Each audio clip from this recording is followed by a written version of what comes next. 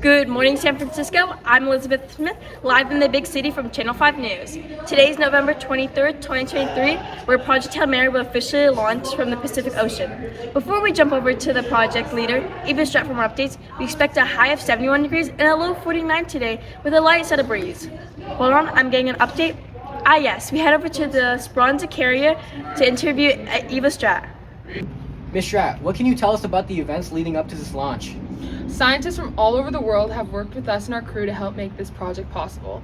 We have overcome numerous obstacles, but our crew is bound to face many more. We must put our faith in them. Do you feel confident in Hail Mary's ability to save Earth? I'm quite confident in my crew's ability to discover the secret to saving Earth. I will not disclose more information on our mission due to privacy reasons. When do we expect our heroes to come back from space? I can't answer that question. I must get back to work. That's enough questions. Cut! Well, you heard it here, folks. Tune in later to watch the launch live. Good morning, Boise. I'm Elizabeth, live in the Potato State, where we hope to gain insight in the vast luck of crops across the globe. Before we interview a local farmer, let's check out the weather today.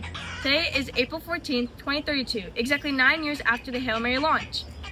We can expect a high of 57 and a low of 32 today in Boise, Idaho. As expected, we have reported a decrease of the temperature in the atmosphere. Hello, sir. Can you please introduce yourself? Yes, ma'am. My name is Marco Martinez. I'm 42 years old and I'm a potato farmer on my family's farm, just as my great-grandpa did back in his days. All right, Mr. Martinez, can you give us insight into how global cooling has affected you and your farm? Oh man, the global cooling has wrecked my potatoes. I've been trying to have them adapt to the cold, but whatever I try fails. I'm losing my money and my plantations are freezing. My farm is producing less and less potatoes each month, and in a few years, I won't have any at all.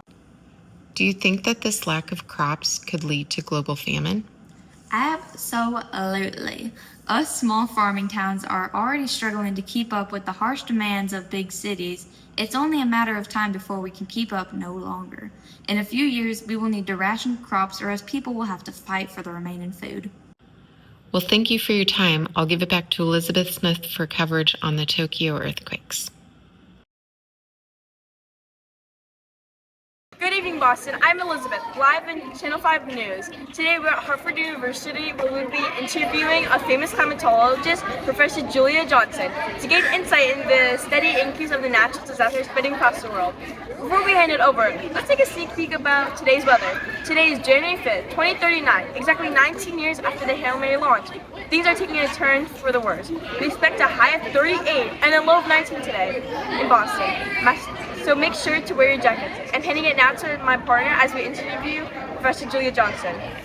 I'm here with Professor Johnson here at Harvard University. Can you tell us anything about the recent natural disasters occurring around the world?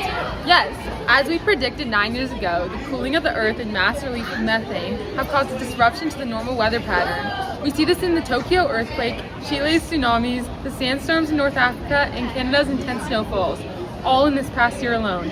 Can we expect these conditions to worsen? Oh, absolutely. Scientists across the world, including myself, expect to see an exponential increase in the number of natural disasters that occur in different locations across the globe. What advice can you give to the people watching from home? To everyone watching, have a plan for your friends and family in case of an emergency. Have an emergency pack ready in case of need for immediate evacuation, and make sure to stay up to date on what's going on in your area through certain news outlets and articles. All right, that's all. Thank you so much for joining in and tuning into Channel 5 News.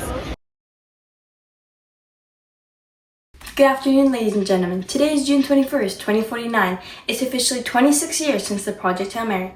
We expect a high of 34 degrees and a low of 11 Fahrenheit, so make sure to bundle up. Our situation has grown quite dire with the food situation, climate change, and the continuous growing tension between nations. Today, we wait outside and hope the best for the final word submit as the world leaders come together and discuss peace.